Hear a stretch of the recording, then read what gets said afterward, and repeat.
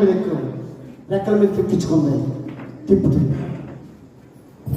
తిప్పుతూ చెబుతుంది, నీవు అందరిలాగా భూమి మీద ఉండవలసిన దానివి కాదు, నీవు ఆకాశంలోకి ఎగరవలసిన దానివి, నువ్వు ఆకాశంలో ప్రయాణం చేసిన దాన్ని చేయవలసిన దానివి, నువ్వు భూమి మీద ఉండవలసిన దానివి కాదు అని ఆ పక్షిని ఆకాశంలో తీసుకెళ్ళి అలా వదిలేస్తే అలా ఎగురుతూ కొంచెం ట్రబుల్ అయినా ఎగిరి దాని గమ్యస్థానం చేరుకుంది. ప్రియులారా, మీరు కూడా అంతే. తల్లి గర్భంలో పుట్టినప్పుడే దేవుడు మిమ్మల్ని ఏర్పాటు చేసేసుకున్నాడు. నువ్వు అందరిలాంటి ప్రజలు కాదు, అందరిలాంటి పిల్లలు కాదు, అందరిలాంటి తల్లులు కాదు, ఈ భూమి మీద ఉండవలసిన వాడు కాదు. అంటే భూమి మీద అంటే మొత్తానికి కూడా అర్థం చేసుకోకండి. ఆంధ్ర రాష్ట్రంలో ఇండియాలో ఉండవలసిన వాడు కాదు.